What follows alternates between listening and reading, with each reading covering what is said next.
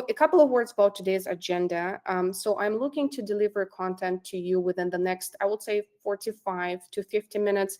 And then I'm going to take any of your questions. So please stick around for a Q&A session, so I can help you out with the questions that that bother you and your particular job search situation. But what we're going to start with, we're going to look into some of the very typical mistakes that the majority of job seekers make, especially newbies, right? Someone who is looking to land the first professional opportunity. Obviously, I'm going to share with you some strategies how to either prevent these mistakes from happening or how to fix these mistakes if this is something that you do right now. We're also going to look into some of the ways how you can gain this Canadian experience.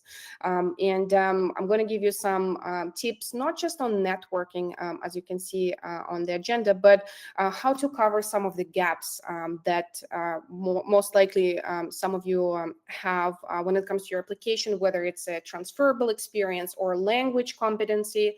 Many of you have mentioned that English fluency is something that you struggle with. So this is something that I'm going to cover in today's session as well.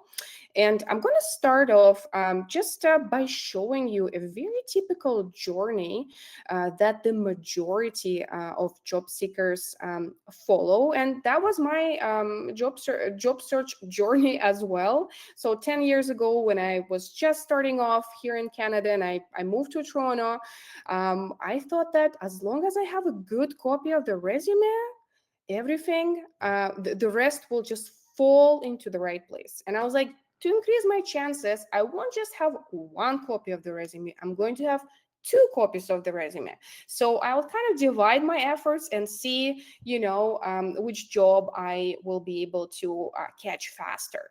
And then I just started applying, and I had a tracker at the time where I would enter like every single job that I've applied for.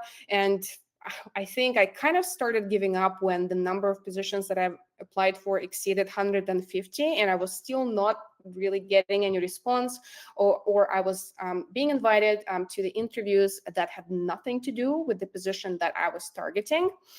And something else that the job seekers do these days, it didn't exist at my time, but they go to LinkedIn, they change their status to open to work, they let their community know that they're an active job seeker now, and then they just wait for that call passionately with a high level of anticipation when the employer is going to call me and schedule that interview that I am looking forward to. And if you're here in this webinar today, choosing to listen to me versus being outside and enjoying a sunny weather, something tells me that you're kind of on a similar path as well, and you're probably stuck at this waiting for a call stage.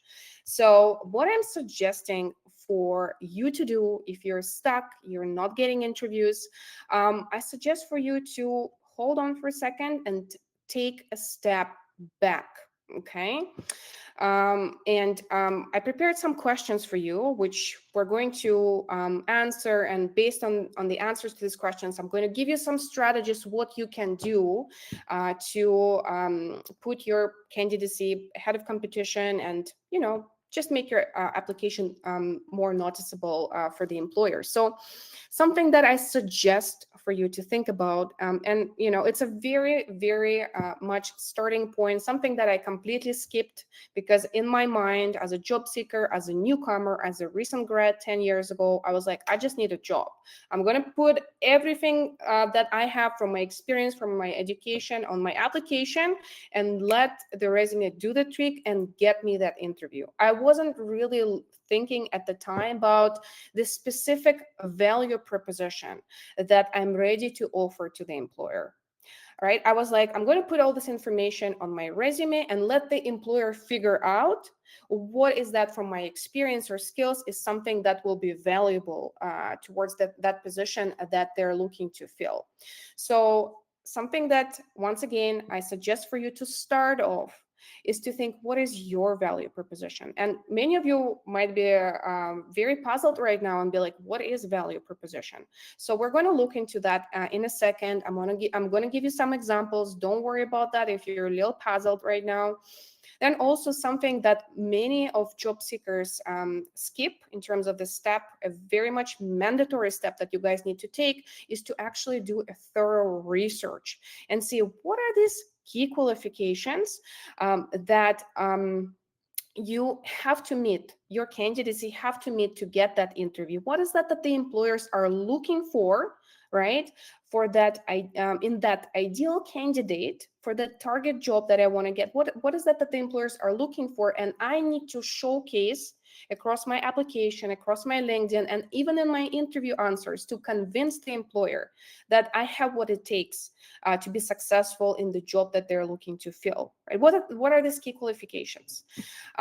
So do some research on that and ask yourself, whatever position you're currently looking for, what are these key qualifications that the employers needs to see in your case to be convinced that, let's say, Teresa or Mohammed, they are qualified and they will want to invite you to the interview.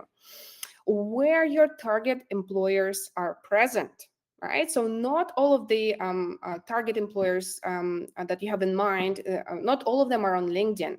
And I'm going to give you some ideas where to look for your target employers. And if you don't even know who your target employers are, maybe these are healthcare institutions, maybe these are post-secondary institutions, maybe these are IT companies, right? So I do suggest for you to, again, take a step back and think about it. So who do I target in my job search? If you're just throwing your application around, the chances are that the response will be very minimum, because most likely your application is not specifically aligned towards that employer who will actually be interested in hiring you. And also, what are some of the gaps that I might have, in my candidacy that are preventing me from being selected for the job? What are some of the gaps, and how do I address these gaps? So these are all of the questions that we're also going to get through step by step. And something that I would like to start with is actually the value proposition. How many of you know what the value proposition is? If you know, you can just type in quickly in the chat, yes, I know, or what is the value proposition for this kind of job that you're looking to land. Do you know what the value proposition is? I'm going to give you a second, and at the same time, I'm going to get a sip of my coffee as I'm getting, Ruben is saying that he knows what the value proposition is. Great. Then, Ruben, in your case, you will benefit from learning what are the good statements for value proposition on your resume and what are the bad ones. So hang on there for a second. Teresa is saying that familiar with the concept. Okay, so it looks like around 20% of the attendees have some sort of idea what the value proposition is. The rest are either sleeping on the other end of my screen, or maybe they have no idea what. And that's okay to acknowledge if you do not know something. That's totally fine. Just want to give you some validation there. Okay, so let's look into what the value proposition is. And I have some smart words appearing on your screen right now. But if I were to just tell you briefly what the value proposition is, when it comes to employer selecting that application for the interview, for us, it's the summary of your experience, skills, and maybe education that convince us that you can help us solve that problem that we are looking to hire you for, right? If the employer has a vacancy open, it's not because they have too much money to spend around, but because we have a problem, something that gives us a headache. And typically, it's a headache of either making more money for the organization, saving more money, or just, solving some sort of a very specific issue that your particular skill set, right, that you bring can help us address that issue or whatever. So again, it's kind of a summary of your qualifications that can help to solve a particular problem for the employer. That's what the value proposition is. And again, some of you might still be wondering, okay, that's kind of makes sense, but not really. So let's look into some examples here, okay? And I'm going to start with actually a very recent client of mine I worked with just last month. So let's meet Kayena. And Kayena is an internationally trained specialist. So the majority of her experience comes from outside of Canada, but she has some relevant transferable experiences towards the new role that she's targeting at this time, which is, as you can see on the slide, is either internship position or entry-level role in marketing.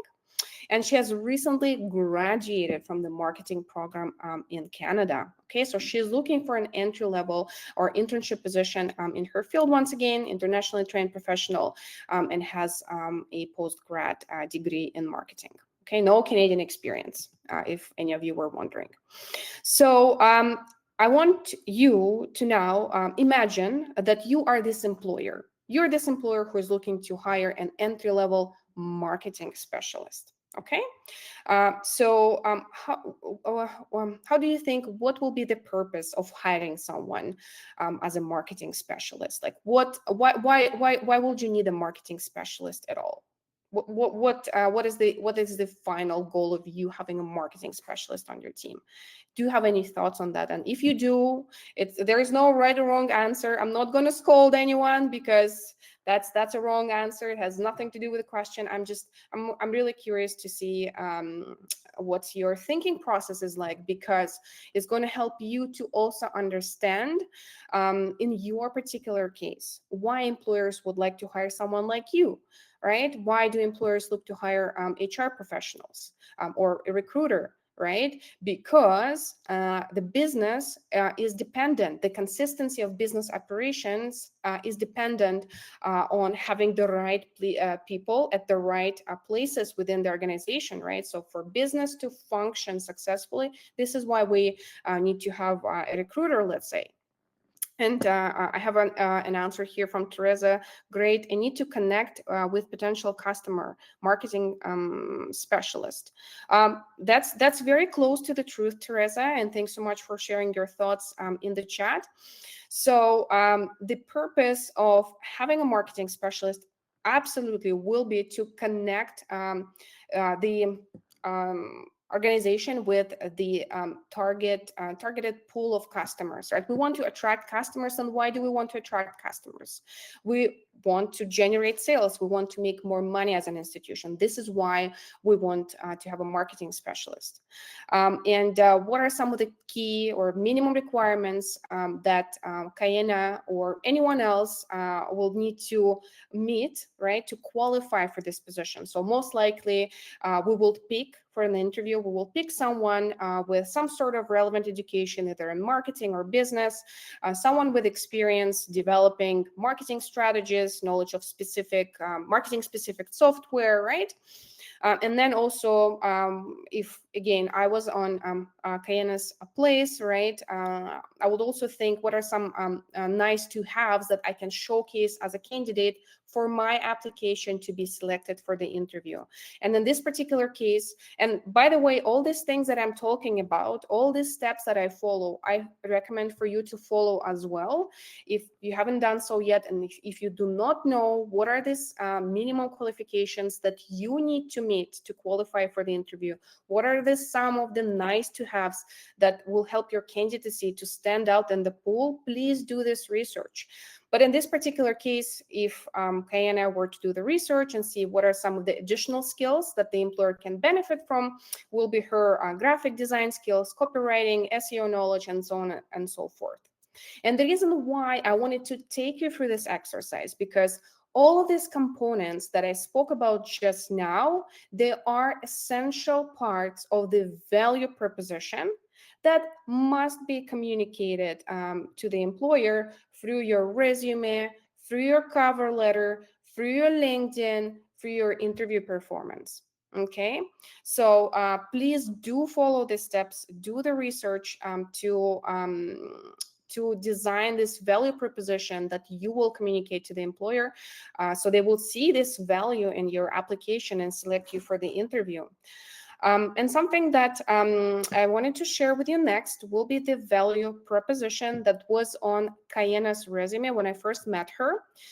So I'm going to read it out loud for you just because I wonder, what are your thoughts on this value proposition? How do you like it?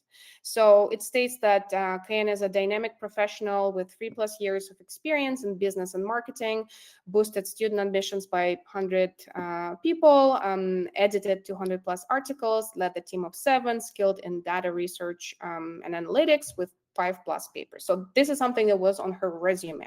This is something that Kayena wanted to put forward as a value proposition. What are your thoughts on this? If you like it, put a plus in the chat. If you don't like it, just put a minus. If you're undecided, just put something like NA or I don't know, right? I wonder what your thoughts are. And then I'm going to share with you the recruiters or employers' perspective on that. Okay, Ruben doesn't like it. Okay, thank you for sharing, Ruben. Mohammed likes it. Okay, all right.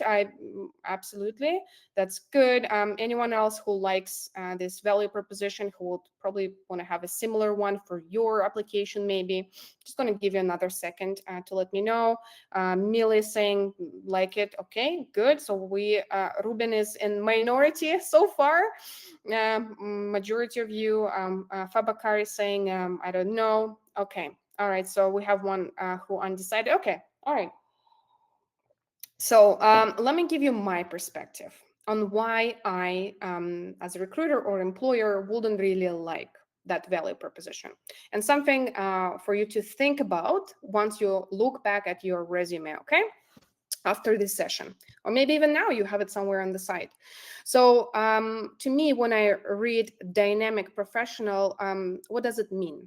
Dynamic professional to begin with, right? Is it some sort of professional who is always on the go, running around? It's not very clear to me what dynamic professional means.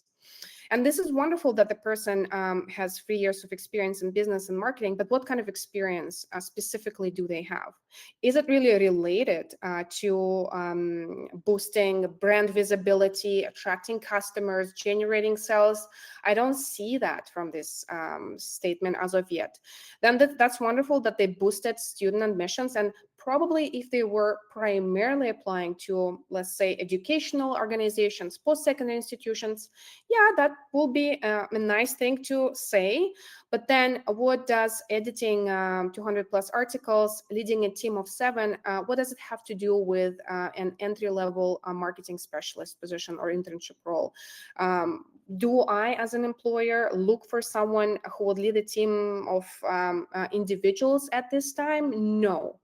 So, and it's wonderful that they have experience in data analysis and research, but how does it connect to the key purpose of the marketing specialist position, which all of us reviewed on the previous slide? And the key reason why we need a marketing specialist is to grow loyal client base and sales conversion. This is why I, as an employer, would like to hire someone like Kayena.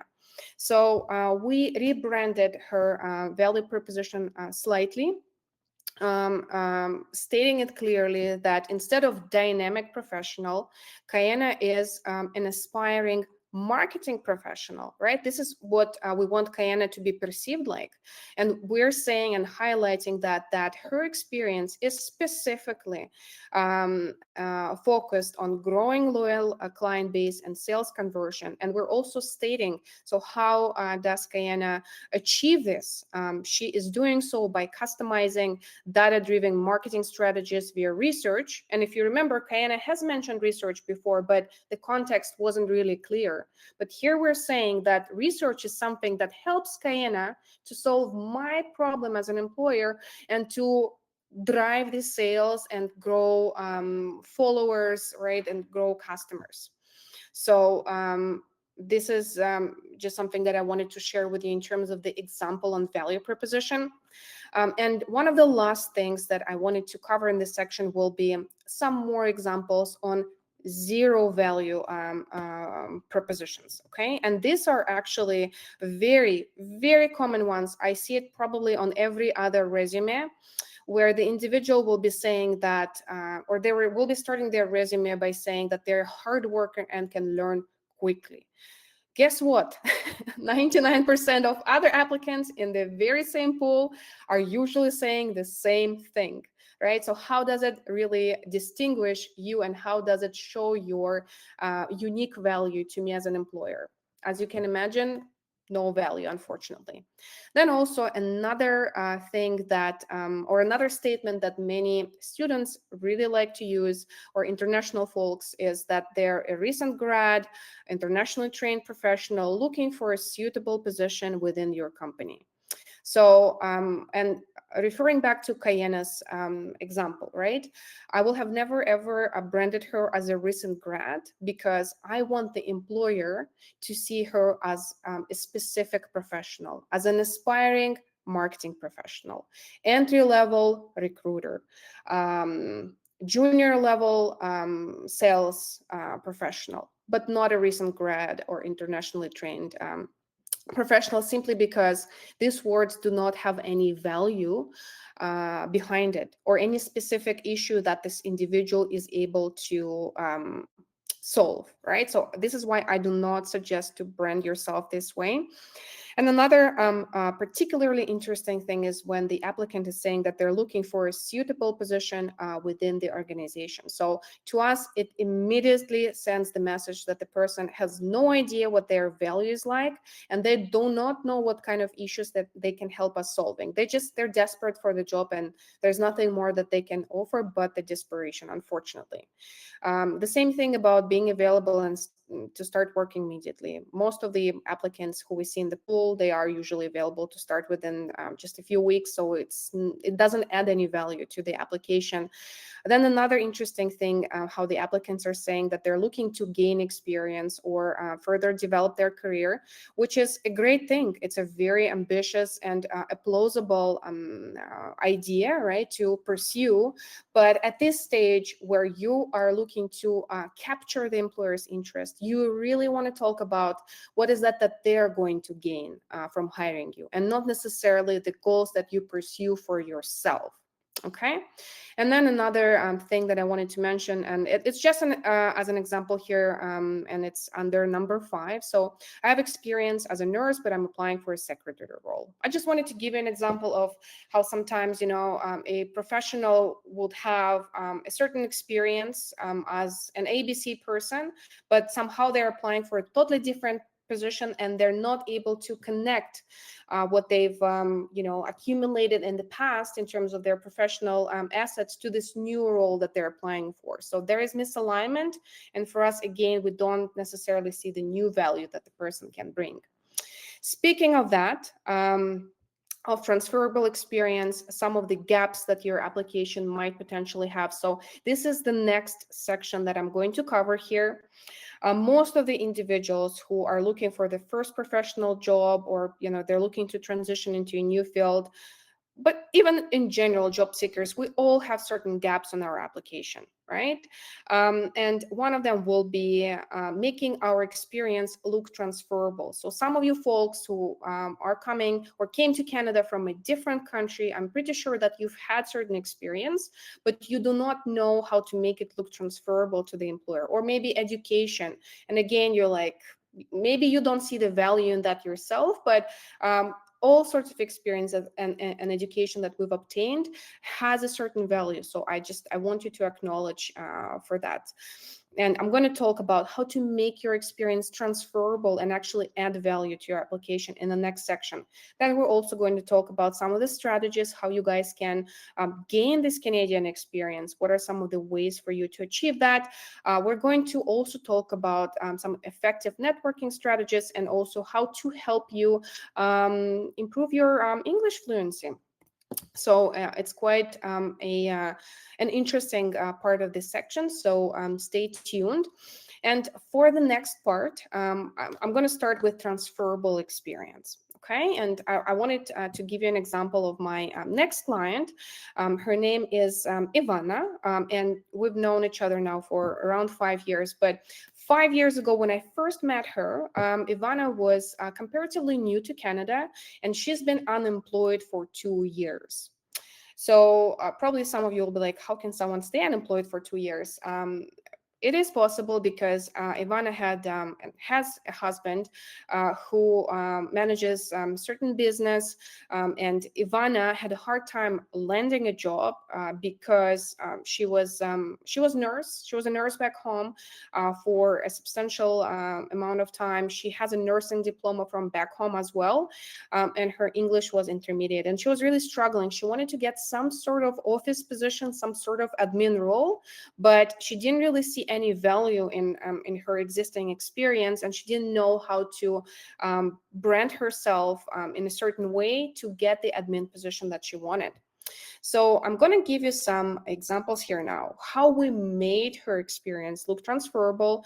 And shortly after we rebranded her resume, she landed a position of pharmacy assistant, so some sort of clerical, like back office role in a pharmacy that she's held for 2 years. She improved her language skills at the same time, and then her journey continued, and I'm going to tell you about that a little later. But at the time when Ivana was stuck, we had to look into her existing experience and make it look transferable, or in other words, indicate a value towards the admin or office position that Ivana was targeting. Okay, so what we did, we looked at her nursing experience, right?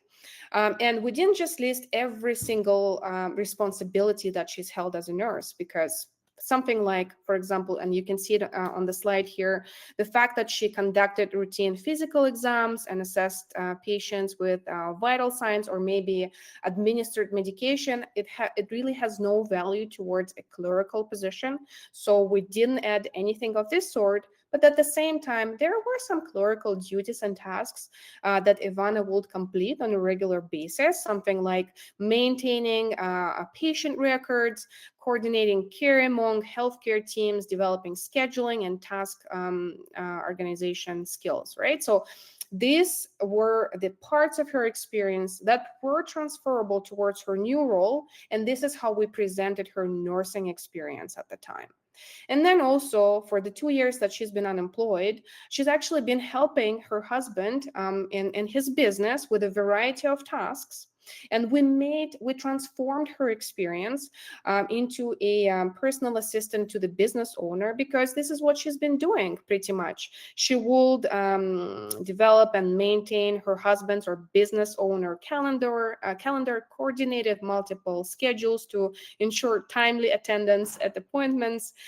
She coordinated and she was responsible for all sorts of travel arrangements and all other things that an admin assistant or office assistant would normally do. So this is what we converted her experience into. And as I said, she successfully landed a clerical position at the pharmacy when we rebranded her resume in a new way.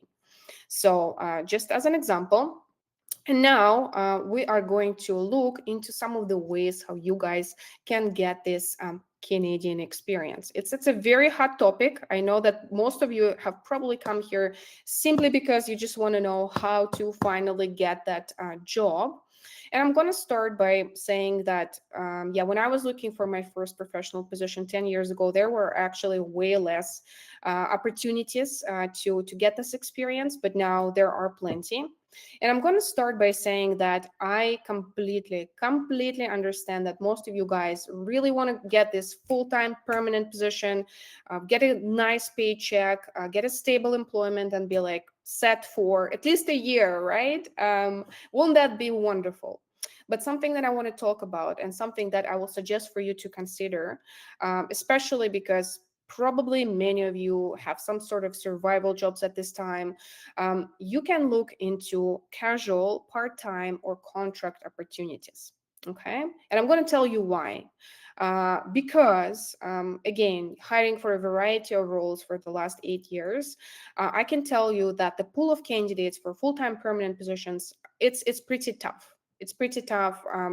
Usually we get quite a substantial number of applications for these roles, but when it comes to casual, part-time, or contract opportunities, this is where the pool is quite slim, and your chances to secure a job that will add the skills and experiences to your resume are way higher than if you were to go after a full-time permanent position right away. Okay. What else did I want to add here?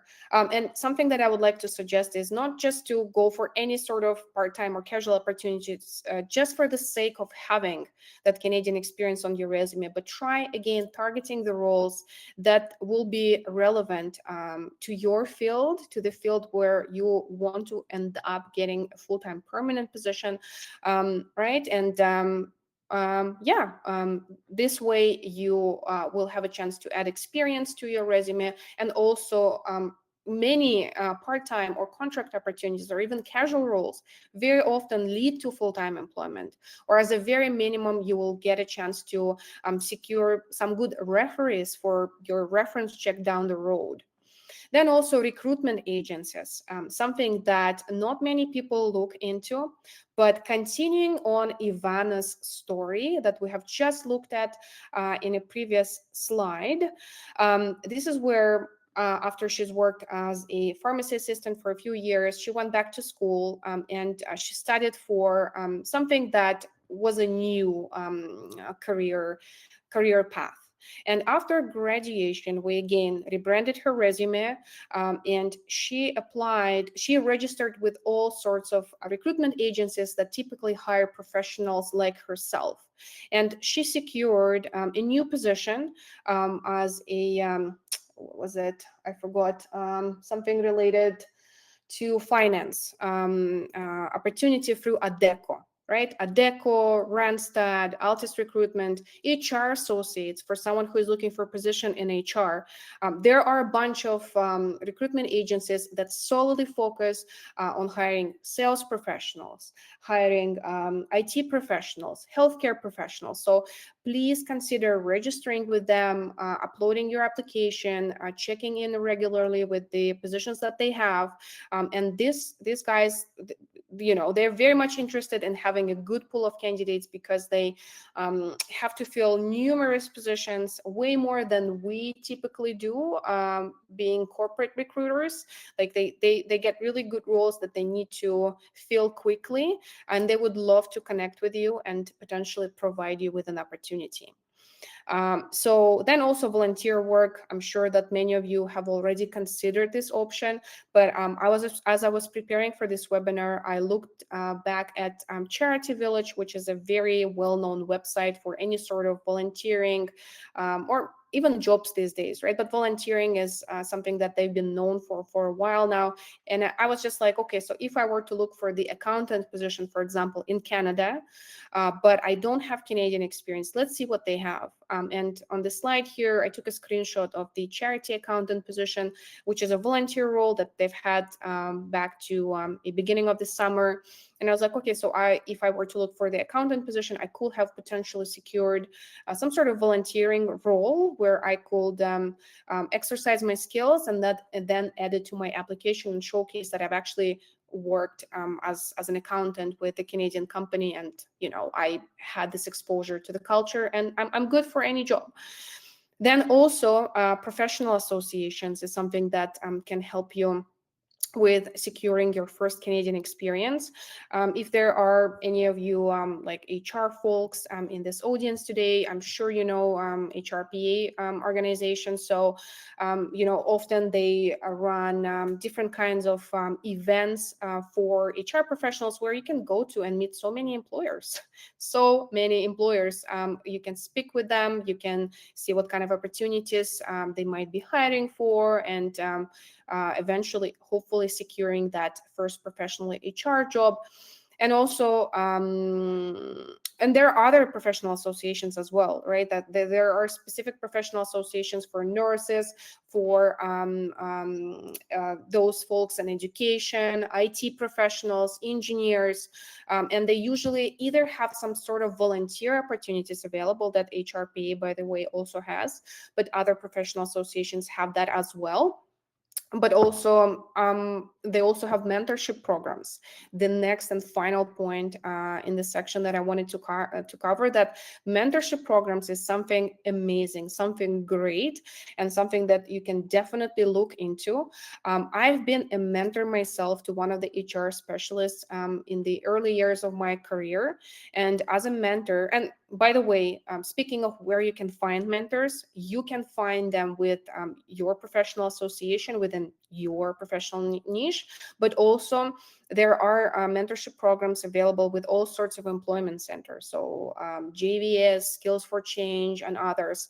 I'm pretty sure they do have mentorship programs, and they do match you up with a specialist in your field who has a certain level of seniority and who can not just look at your resume and tell you what needs to be improved, but also who can introduce you to their connections. And something that I also did back in the day when I was mentoring an HR professional, and I did help them with everything for free to improve their resume, LinkedIn. I introduced them to some connections, and they ended up getting a job fairly quickly. So please do look into that, into all of the strategies really, because they can definitely complement whatever you're doing in your job search today. So a couple more things I'm going to cover, and then I promise to go quiet and give you an opportunity to ask me questions. But the next section that I'm going to talk about is effective networking. And from my experience working with newcomer folks, recent grads, or with job seekers in general, networking is something that most of us really fear of. It's scary to put yourself out there. It's scary to talk to strangers. It's scary to even let the strangers know that you're looking for a job, right?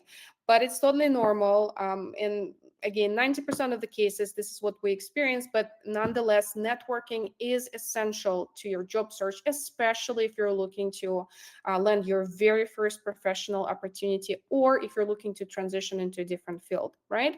And once again, here I do have an example for you of my client. Her name is Inga, and she was an internationally trained physician who moved to Calgary a couple of years ago. And you can probably imagine how hard it is for healthcare folks, whoever coming from their international experience to Canada, to prove their qualifications here, but also to land a job. And in Inga's case, she was looking for a medical residency. So also, get employment to, again, prove her credibility as a medical professional. And she's been having a really hard time landing the residency. And something that we did with her, she was a part of my, what you call it, the job landing program, something that I do these days as well for newcomers. And you can find more information on the job landing support that I provide to job seekers on my website.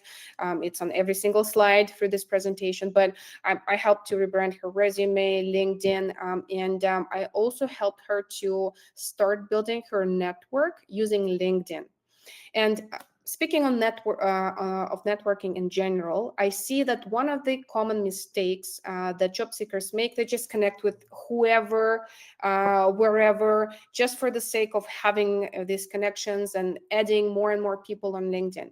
But what I suggest for you to do, and this is really the only thing that works, is to be selective and to have a targeted approach. So who you really want to connect with, and these folks who can help to connect you with the employment opportunity, will be recruiters from these target organizations that you're looking to land. Absolutely, you want to find as many talent acquisition people as you can from these organizations that you're interested in, and hiring managers, right? So hiring managers are the ones who will be on your interview panel and who have a final word to say in any sort of hiring decision. So let's say you're looking for the sales executive position, right? So you will want to connect with sales managers, let's say, right? You're looking for the HR assistant position. You want to connect with HR managers, talent acquisition managers. You're looking for a professor's role, let's say, right? You want to connect with associate deans and deans because these folks are hiring managers for your kind of target position. So this is the same thing that I did with in Inga. I did the research. I found some recruiters from various healthcare agencies and hiring managers from a variety of healthcare organizations as well. And I was helping her to connect with these individuals because also, again, another mistake that I find a lot of job seekers making is that they will send a connection request and they will just expect for things to start working magically without putting any extra effort into that. But you really need to know how to build this rapport to for other people to want to talk to you, to want to consider your candidacy, right? So I helped Inga to build a few connections within her field, and one of the recruiters she ended up connecting with, she ended up she offered her an interview, and then Inga had the second level interview with hiring managers, and she ended up being hired through this agency, through that recruiter who I connected her with initially. And now for the last couple of years, after she completed the residency, she's been working with Alberta Healthcare Services as a physician now, fully trained, accredited physician. So that was really wonderful. And if any of you, after today's session, and I've taken you through quite a few steps, but in a very, very quick pace. If you want to take a slower pace, you want to review your resume and see what are some of the things that might be missing. If you want to look at your LinkedIn under a slightly different angle and see what can be improved to leverage your LinkedIn and to start getting some interviews for your LinkedIn, as well as if you'd like to learn how to build these connections through LinkedIn that will not just sit there and be your 1001 person you added that week, but someone who can potentially bridge in and connect you with the opportunity that you want. I do have the online course, and I'm going to share the link with you here. As I said, I am a Udemy instructor, and I find there are more than 200 students registered in my courses. So if you wanted to go step by step with the 8 weeks job landing program that I have there, and it's only $20 course. So if you wanted to take advantage of that, I think I added that to the chat. If you do see it in the chat, yeah, I think it's in the chat. If you wanted to check it out, feel free to do so. Not mandatory, but another helpful resource on your journey towards your employment. So speaking of networking, don't be afraid to let other people know that you're looking for a position. Be present where your potential employers are. And as I've mentioned in the beginning of today's session, many of the employers, they're not just on LinkedIn, that they might be at different exhibitions, professional exhibitions that you would like to attend, or they might be a part of job fairs. And I added the tiny screenshot here on the slide for Canadian Immigrant Job Fair, where again, many employers are paying money to have their booth there and to meet with folks like you, right, face to face. And LinkedIn, of course, it's an invaluable resource, something that helped many of my clients to get to where they are today. And one last thing, just for those of you folks, and many of you indicated that you have some sort of insecurity when it comes to your language skills. And, I've been this way myself. English is a second language for me. I wasn't as confident 10 years ago in my language abilities. In fact, in one of my very first interviews, I was inexperienced enough to say that one of my weaknesses will be my language skills. You don't want to repeat this mistake, trust me, because every employer would expect you to maybe not necessarily be a fluent speaker or be at the level as a Canadian speaker when hiring you for a job, but it has to be a decent level. So a couple of things or recommendations that I can make for you guys here. So one of the resources that I use to now advance my Spanish skills will be pre-apply. Preparing for the sessions, I saw that they offer like $5 classes for from English speaking tutors. So if you wanted to have a tutor for one-on-one work, Preply is a great resource, and they have classes at a very, very cheap price, from very cheap to a more expensive price, whatever your budget is. But also there are language programs that are offered by different government institutions, employment centers. And one of them that I found out when preparing for today's session was Link Center. So they offer language programs, and I have a screenshot for you here if you wanted to check it out. Or, something else that can help you as well, just joining different meetups. Again, something that I looked up and I'm sharing with you on the screen here. There are multiple groups where people just get together online, in person, and work on practicing their language skills. They're helping each other out. So something that most definitely you can benefit from if English is, you feel like it's one of your weaknesses, as it was mine 10 years ago. Okay, and we're wrapping up here. So thanks so much for your patience. In a few minutes, I'm going to start taking your questions. So just a heads up on that.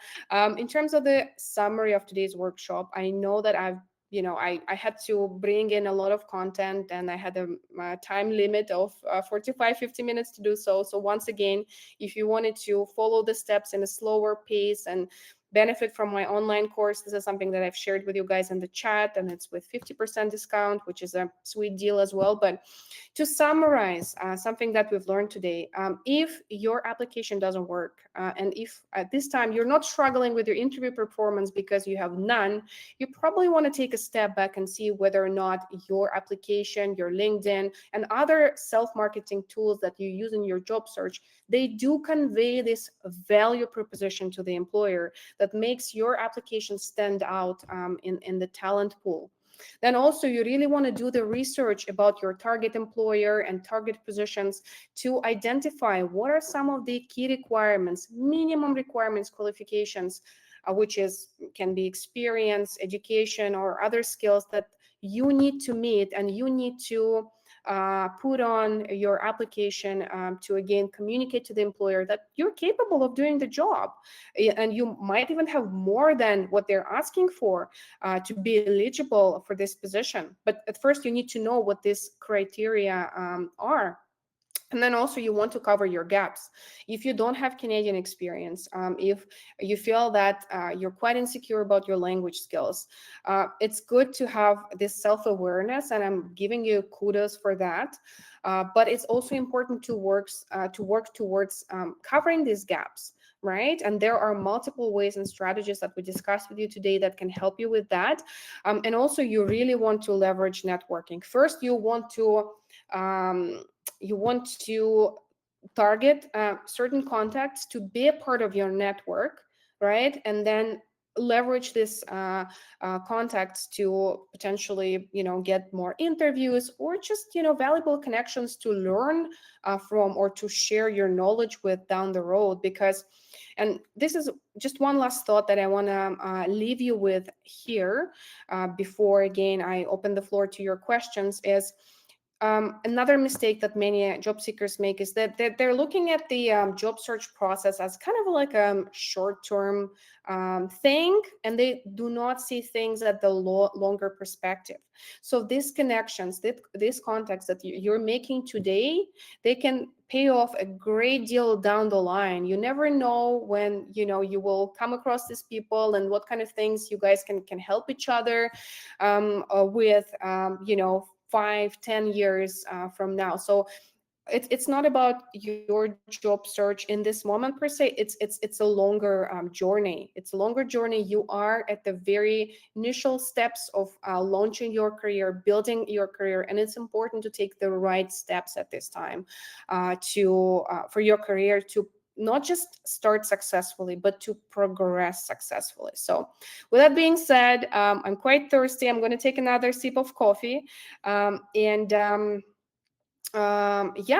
to open the floor to your questions. And also, if you wanted to have a free session with me, just to review your resume or ask any specific questions. Maybe you're not comfortable asking it in today's webinar, which is fine. I'm also going to share the link with you. Gosh, I'm not good with it when I'm thirsty. Oh, there we go. I'm going to share this link with you here, which I believe just replaced the other one that I shared for my course. But feel free to stick around if you have questions. I am going to read the chat now for the next 5 to 10 minutes. If there are specific questions that you want to ask now, you can do so, or you can book a session with me and we can go over, your questions or whatever that is that you need help with in a brief yet resourceful 15 minutes call. So